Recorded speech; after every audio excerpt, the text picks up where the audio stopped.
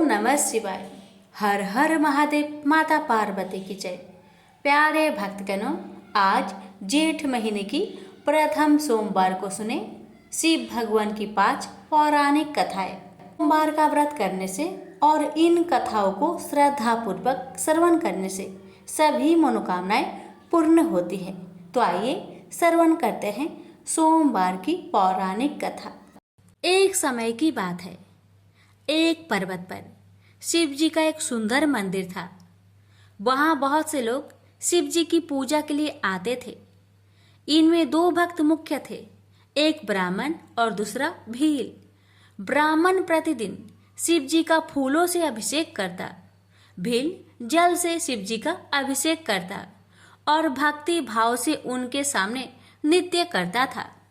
एक दिन ब्राह्मण जब मंदिर में गया तो उसने देखा कि शिव जी भील से वार्तालाप कर रहे थे। ब्राह्मण को यह अच्छा न लगा। उसने सोचा, मैं ब्राह्मण हूं, भांति भांति के बहुमूल्य पदार्थों से भगवान की पूजा करता हूं, फिर भी भगवान मुझे छोड़कर इस भील से वार्तालाप करते हैं। उसने शिव जी से पूछा, भगवान क्या आप मुझसे असंतुष्ट है? मैं ऊंचे कुल में पैदा हुआ हूं तथा बहुमूल्य पदार्थों से आपकी पूजा करता हूं, जबकि यह भील निकृष्ट और अपवित्र पदार्थों से आपकी उपासना करता है, फिर भी आप इसे ही चाहते हैं।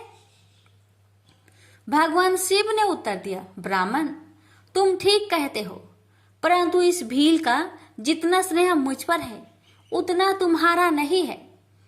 एक दिन शिव जी ने अपनी एक आंखें को फोड़ ली। ब्राह्मण नियत समय पूजा करने आया। उसने देखा शिव जी की एक आंख नहीं है। पूजा करके वह अपने घर लौट गया।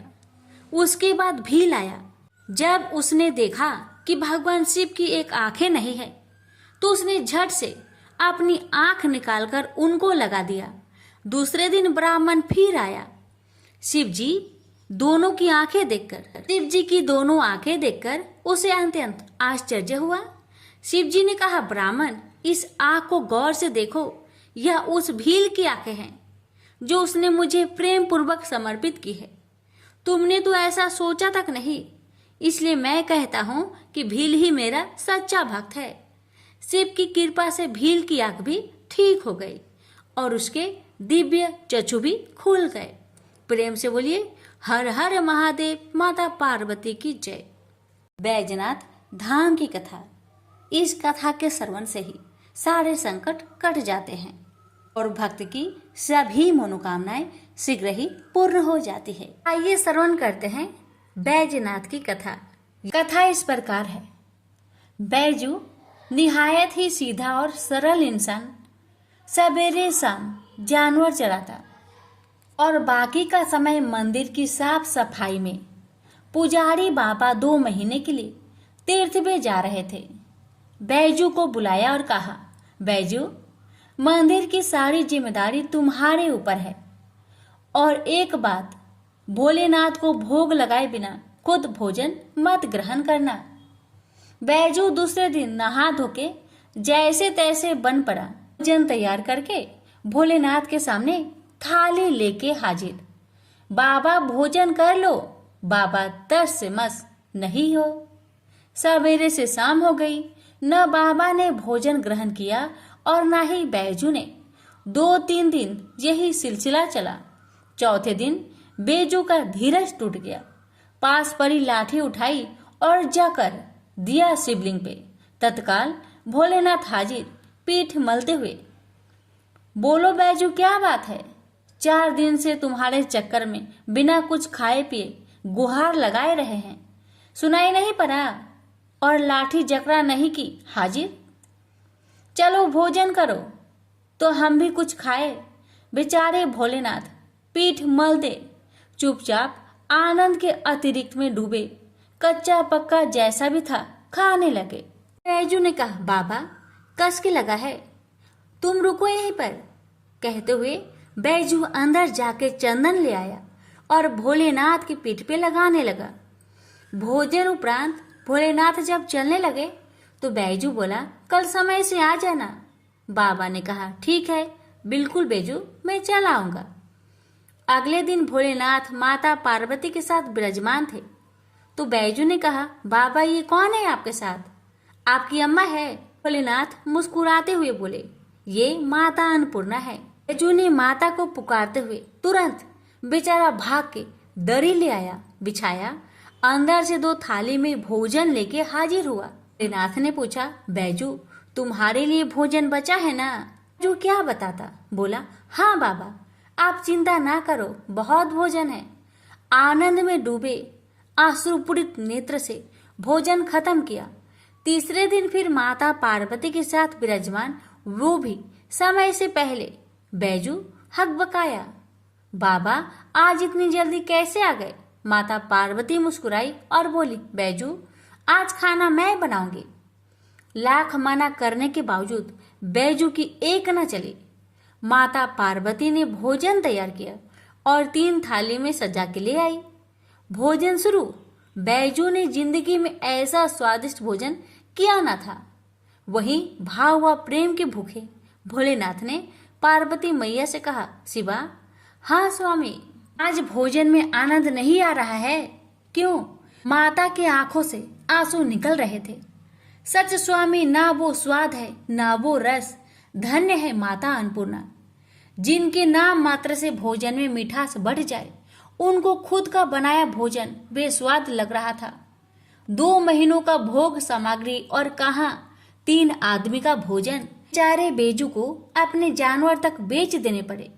किन्हीं कारणवश पुजारी बाबा बजाय 2 महीनों के 1 महीने के अंदर ही तीर्थ से वापस लौट आए।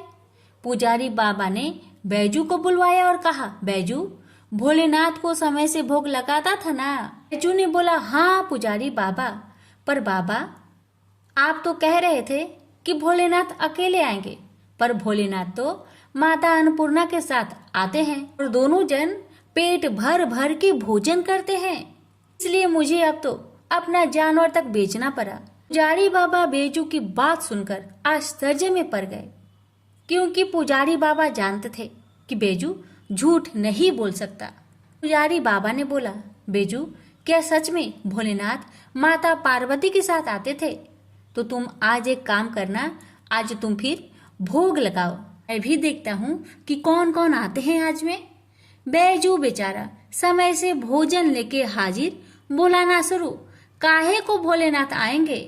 बुलाते बुलाते थक गया, पर भोलेनाथ को न आना था, वो न आए। बैजू कहने लगा, बाबा बाबा आप आइए चाहे न आइए, मैं लाठी नहीं उठाऊंगा। बस शिवलिंग पकड़ के रोए जा रहा था। बाबा आए और बोले, आंखें खोलो बैजू। सामने ही माता पार्वती और भोलेनाथ विराजमान थे। लिपट गया चरणों में। माँ बाबा, जो आज तुम न आते तुम्हें जान दे देता अपनी। भोलेनाथ ने बैजू को हृदय से लगाया और बोले, बैजू बेमोल बिक गया तेरे हाथ में। सुन, आज से मुझसे पहले लोग तेरा नाम लेंगे, फिर मेरा। आगे बैजू, फिर पीछे नाथ, बैजनाथ। प्रेम से बोलिए, बैजनाथ भगवान की जय। हर हर महादेव, माता पार्वती की जय। मनुष्य के कर्म फल का भंडार अक्षय है। उसे भोगने के लिए जीव 84 लाख योनियों में शरीर धारण करता आ रहा है। समस्त जीव को अपने द्वारा किए गए शुभ अथवा अशुभ कर्मों का फल निश्चित रूप से भोगना ही पड़ता है। आज जो इंद्र है वह अपने पहले के जन्मों में कभी कीड़ा हो सकता है, तथा पहले का कीट आज अपने सत्कर्मों से इंद्र बन सकता है। कर्म की गति जानने में देवता भी समर्थ नहीं है, मानव की बात तो क्या है। इसलिए कहा गया है, कर्मों की गति बड़ी गहन और न्यारी होती है। कर्म फल के विलक्षण प्रभाव को दिखलाता राजा बलि का जीवन। आइए श्रवण करते हैं इस कथा में। पौराणिक मान्यता के अनुसार राजा बलि पूर्व जन्म में जुआरी था। एक दिन उसे जुए में कहीं से कुछ पैसे मिले। उन पैसों से उसने अपनी प्रियतमा वैश्या के लिए कुछ सुंदर माला, इत्र व चंदन खरीदा और कामातुर होकर उसने मिलने के लिए जल्दी जल्दी चला जा रहा था। तभी एक पत्थर से ठोकर खाकर वह मूर्छित हो गया। कुछ देर में जब होश आया तो उसने अनुभव किया कि मेरी मृत्यु अब निकट है। पूर्व जन्म के किसी पुण्य से उसके मन में सद्बुद्धि उत्पन्न हुई और वैराग्य जगा। जुआरी ने कभी किसी महात्मा से सुना था कि कोई भी वस्तु शिव अर्पण कर देने से बहुत पुण्य होता है। उसने सोचा, माला इत्र चंदन तो प्रियतमा तक पहुंच नहीं सकता, शिव अर्पण कर देने से कुछ अच्छा होगा तो हो जाएगा, अन्यथा मर तो रहा ही हूं और माला इत्र चंदन भी जमीन पर गिरकर बेकार जा रहे हैं। यही सोचकर जुआरी ने माला इत्र व चंदन भगवान शिव को अर्पण कर दिया। जुआरी की मृत्यु होने पर यमराज के दूत उसे पकड़ कर ले गए। यमराज ने चित्रगुप्त से कहा, इसका बही खाता देखो। चित्रगुप्त ने कहा, यह तो जन्म जन्मांतर का पाप ही है। बस अभी अभी थोड़ी देर पहले जुए में जीते पैसे से इसने वैश्य के लिए माला इत्र व चंदन खरीदा था। जब ठोकर खाकर गिरा तो इसने मृत्यु के निकट देखी और सोचा कि माला आदि चीजें बेकार जा रही है, तो उसे शिव अर्पण कर दिया। यह कोई भगवान को माला अर्पण करने वाला तो था ही नहीं, न ही इसने भगवान के लिए माला खरीदी थी। बस यही इसका पुण्य है। यमराज ने कहा, यह तो इसका पुण्य ही माना जाएगा। यमराज ने जुआरी से पूछा, पहले तुम पुण्य का फल भोगे हो या पाप का? जुआरी ने कहा, मैं तो जन्म जन्मांतर का पापी हूँ। पाप का फल भोगने में पता नहीं कितना समय लगे, इसलिए मैं पहले पुण्य का फल भोगना चाहता हूँ। भगवान शंकर की कृपा से जुआरी बन गया इंद्र। यमराज ने कहा, शिव अर्पण के पुण्य से तुम 3 घड़ी के लिए इंद्रलोक के मालिक बन गए हो। भगवान शिव के बिना भक्ति की आराधना से जमीन में गिरी हुई गंध पुष्प से एक महापातक की को कितना बड़ा फल मिला। जो लोग श्रद्धा और भक्ति के साथ भगवान शिव को गंध पुष्प व जल अर्पण करते हैं, उनकी आराधना करते हैं, तो उन्हें सहज मुक्ति मिलती है। उसी समय देवगुरु बृहस्पति आए और जुआरी को ऐरावत हाथी की पीठ पर बैठाकर इंद्रलोक ले गए। जुआरी जब इंद्र आसन पर बैठा, अप्सराएं नृत्य करने लगी, गंधर्व गान करने लगे। उन गंधर्वों में नारद जी भी थे। यह देखकर उन्हें हंसी आ गई। जुआरी ने कहा, इंद्र के दरबार में वे आदमी, बताओ क्यों हंसते हो?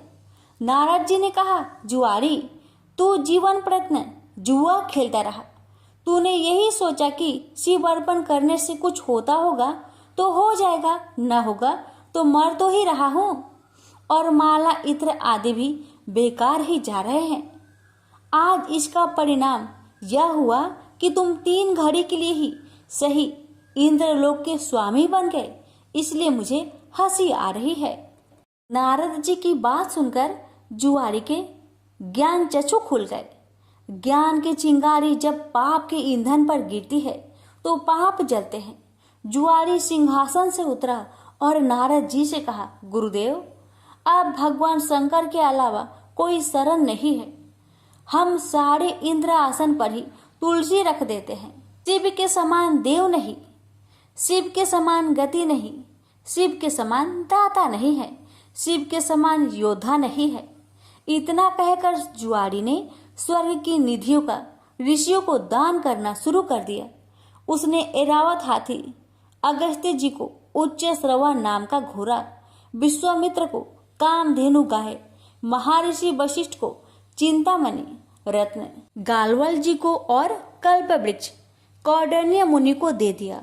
भगवान शंकर को प्रसन्न करने के लिए जुआरी ने कुछ ही देर में सारा इंद्रलोक दान कर दिया। तभी 3 घड़ी बीत गई। वह फिर यमलोक पहुंचाया गया। जब इंद्र वापस आए तो अमरावती ऐश्वर्य शून्य थी। इंद्र स्वर्ग के सारे ऐश्वर्य, ऐरावत हाथी, कामधेनु, परिजात पुष्प आदि को न देखकर क्रोधित हो गए और पूछने लगे, ये सब कहाँ चले गए? तब देवगुरु बृहस्पति बोले, सब कुछ जुआरी ने दान दे डाला। बड़ी भारी सत्ता मिलने पर जो प्रमाद में न पड़कर सत्कर्म में लगे रहते हैं वे ही धन्य हैं। वे ही भगवान शंकर के प्रिय भक्त है। इंद्र स्वर्ग की निधियों को वापस लाने में अपने कार्य को सिद्ध करने के लिए देवगुरु बृहस्पति को लेकर यमराज के पास समयनी पूरी पहुंचे और जुआरी की शिकायत करने लगे। यमराज ने जुआरी से अपना पक्ष रखने को कहा। जुआरी ने कहा, हमको जो करना था हमने कर लिया, अब आपको जो करना हो वह आप कर लो। यमराज ने इंद्र से कहा, आप बूढ़े हो गए हैं किंतु अभी तक आपके राज्य से संबंधित आसक्ति दूर नहीं हुई है। जुआरी का पुण्य आपके 100 यज्ञों से ही कहीं महान है। जाइए ऋषियों के चरणों में पड़कर या धन देकर अपने रत्न लौटा लीजिए। यमराज ने जुआरी से कहा, दान का पुण्य भूलोक में ही होता है, स्वर्ग में दान नहीं करना चाहिए, इसलिए तुझे नरक की यातना भोगनी ही होगी। तब चित्रगुप्त ने यमराज से कहा, इसने भगवान शिव के नाम पर ऐसे उत्तम ऋषियों को इतनी बहुमूल्य वस्तुएं दी है, तब इसे नरक की यातना क्यों भोगनी पड़ेगी? शिव के नाम पर स्वर्गलोक, मृत्युलोक या कहीं पर भी कुछ दिया जाए तो उसका अच्छा फल मिलता है। इसके जितने भी पाप थे वे सब भगवान शिव के प्रसाद से भस्म होकर पुण्य में परिणित हो गए हैं। यमराज सोचने लगे, अब ये जुआरी नरक नहीं जाएगा, अब तो यह इंद्र ही होगा, क्योंकि इस बार तो इसने विधिवत पूरा इंद्र लोक ही दान कर दिया है। उसी पुण्य के प्रभाव से वही जुआरी अगले जन्म में महान भक्त प्रहलाद का पुत्र राजा बलि हुआ। यहाँ पर भी वह पूर्व जन्म के शिव पूजन के पुण्य से इतना त्यागी हुआ कि गुरु शुक्राचार्य के मना करने पर भी उसने भगवान वामन को अपना सर्वस्व समर्पित कर दिया। वामन भगवान राजा बाली से बोले, हम तुम्हें क्या दे? बाली ने कहा, भगवान हमारी जिधर भी दृष्टि जाए उधर हम आपका ही दर्शन करें। राजा बलि की बैठक के 52 दरवाजे हैं। भगवान ने सोचा न जाने किस दरवाजे पर बाली की दृष्टि चली जाए। यही सोचकर 52 दरवाजे पर शंख चक्र गदा पद्म धारण किए हुए ब्रह्मांड के स्वामी पहरेदार के रूप में विराजमान हो गए। कोई भी याचक राजा बलि के द्वार पर कुछ मांगने जाता है तो उनके द्वार पर विराजमान भगवान विष्णु स्वयं उन्हें मुंह मांगी वस्तुएं देते हैं।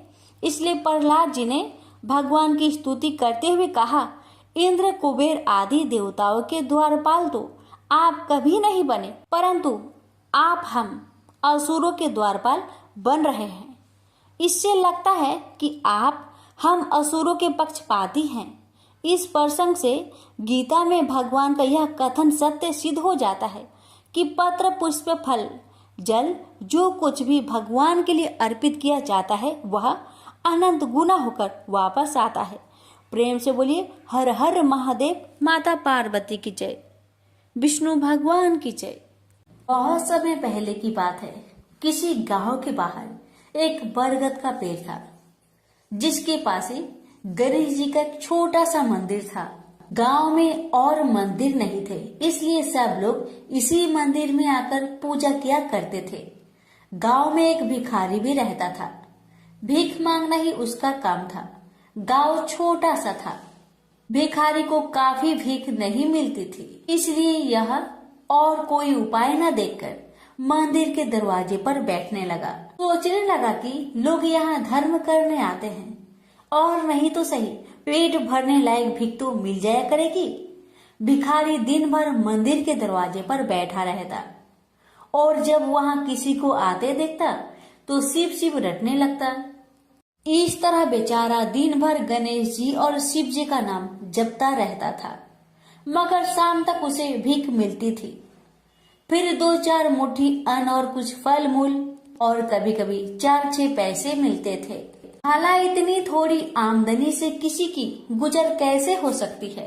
फिर भिखारी को अपना ही नहीं बल्कि अपनी बेटी की भी चिंता करनी पड़ती थी।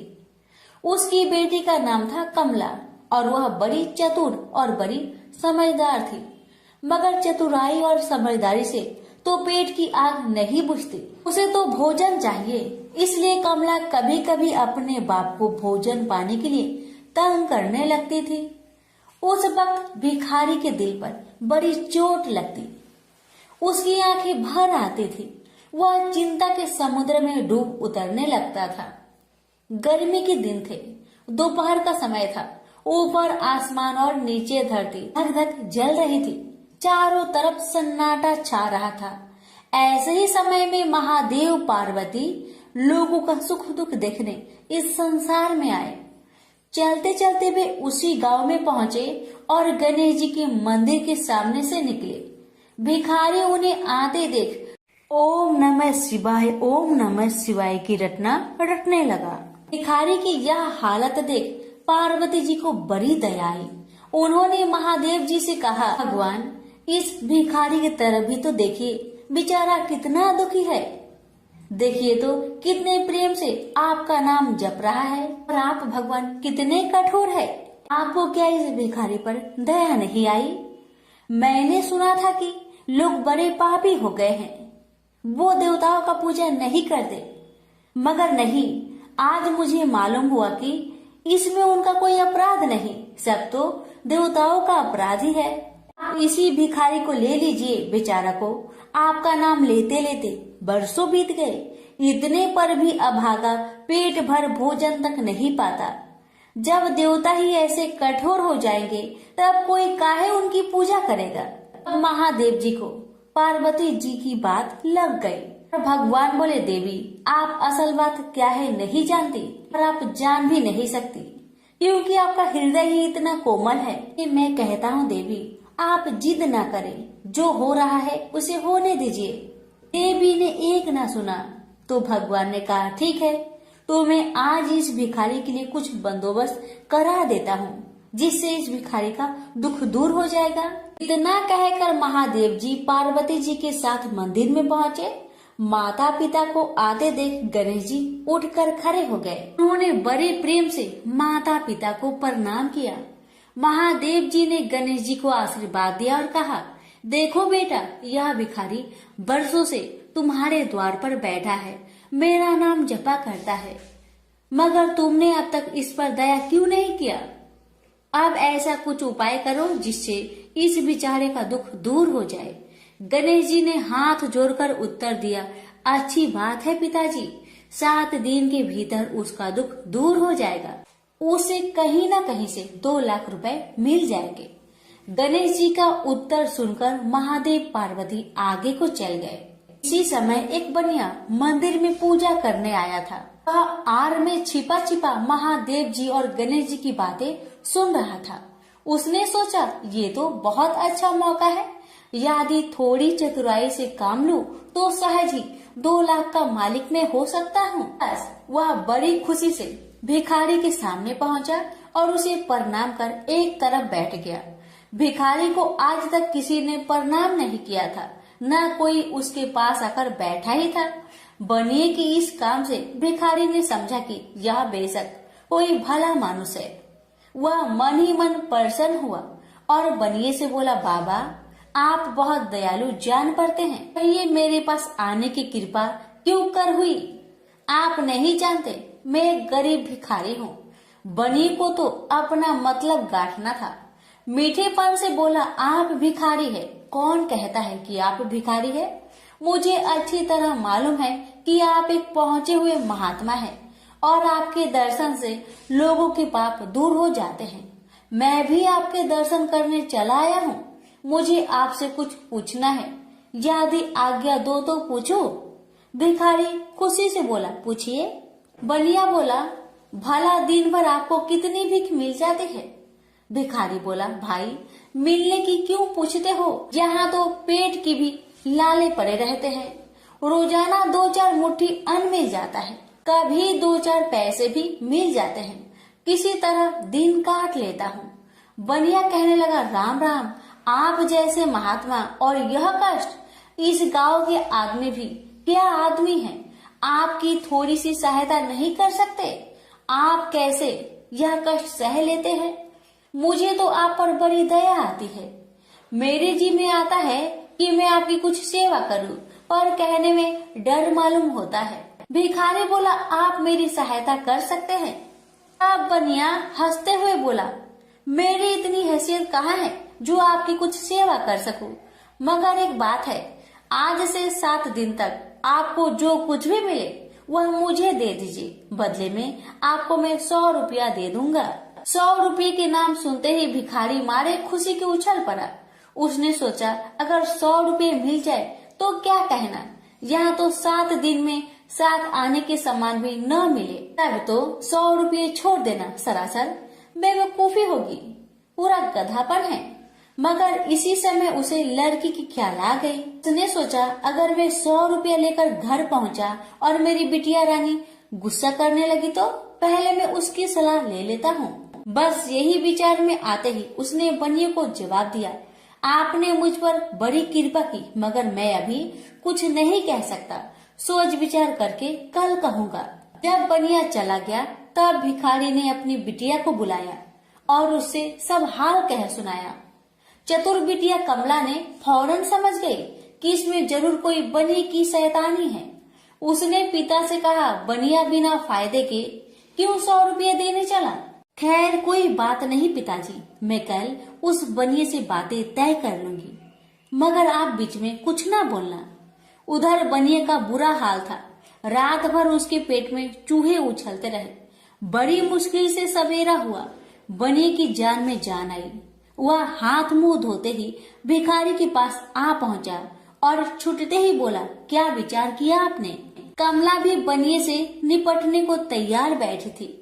बनिए की बात सुनते ही उसने जवाब दिया, सेठ जी, हम लोगों ने विचार किया, भला 100 रुपये में क्या होता है, इतना सस्ता सौदा होना मुश्किल है, माफ कीजिए।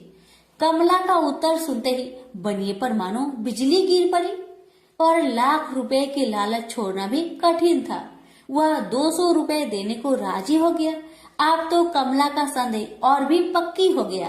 वह समझ गई कि बनिया जरूर किसी भारी लाभ के लिए ही इतने रुपए देना चाहता है।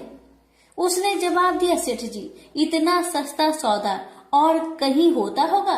100 दो, 100 या 1000 दो, 1000 में तो होता ही क्या है। जो चीज आप कौड़ियों में मोल खरीदना चाहते हैं वह लाख रुपए में भी सस्ती है। यह सुनकर बनिया बहुत घबराया, परंतु उसने अपनी कोशिश जारी रखी। मारे लोभ के वह अंधा हो रहा था। उसको लोभ का भूत सवार हो गया था। उसने 100 दो, 100 से बढ़कर अंत में 50,000 लगा दिए। अब कमला ने सोचा, इतने रुपए थोड़े नहीं होते। अब बिटिया कमला ने सोचा, इतने बड़े रकम को छोड़ना ठीक नहीं है। उसने बनिए से कहा, खैर आप नहीं मानते तो मैं ही आपकी बात मान लेती हूँ, मगर शर्त यह है कि रुपए अभी मिलने चाहिए। ये शर्तें मंजूर करने में बनिए को क्या उजर थी। वह खुशी खुशी घर लौटा। उसने सोचा 50,000 रुपए देकर 1 लाख लेना कुछ बुरा नहीं है। 2 लाख न सही 1.5 लाख मालिक तो बन ही जाऊंगा।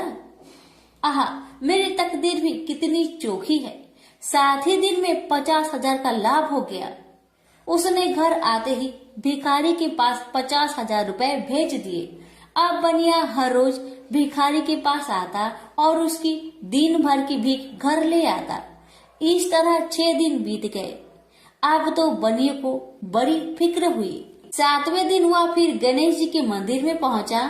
उसने देखा कि आज फिर महादेव पार्वती मंदिर में पधारे हैं। बस वह दीवार से कान सटा उनकी बातें सुनने लगा, मगर यह क्या, उसका कान दीवार में चिपक गया। उसने कान छुड़ाने की बहुत कोशिश की, पर कान टसमस न हुआ। तब वह दाहिने हाथ की सहायता से कान छुड़ाने लगा। इतने में हाथ भी दीवार में चिपक गया। इधर महादेव जी ने गणेश जी से पूछा, बेटा इस भिखारी के लिए कुछ इंतजाम हुआ है? गणेश जी बोले, जी हाँ, उसे 50,000 रुपए तो दिलवा दिए हैं, बाकी के लिए बनिए को दीवार से चिपका कर रखा है। यह बनिया बड़ा लोभी कंजूस है। इसने गरीबों से एक एक के 4-4 वसूल कर अपना घर बनाया है। रुपए वसूल करने में इसने गरीबी पर दया नहीं की। उनके बच्चे भूखे मरते रहे, पर इसने चौगुने रुपए वसूल करके भी संतुष्ट नहीं किया। इस तरह इसने 1 लाख रुपए से अपनी तिजोरी भर ली है। गरीबों के माल से यह सुख नहीं उठा सकता। अब जब तक यह भिखारी को बाकी 50,000 रुपए न देगा तब तक दीवार से चिपका रहेगा।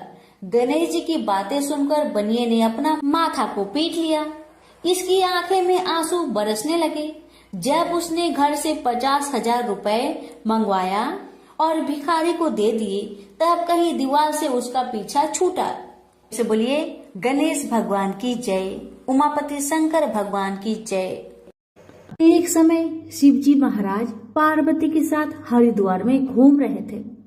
पार्वती जी ने देखा कि बहुत सारे मनुष्य गंगा में नहा नहा कर हर हर गंगे कहते कहते चले जा रहे हैं, परंतु प्राय सभी दुखी और पाप परायण हैं।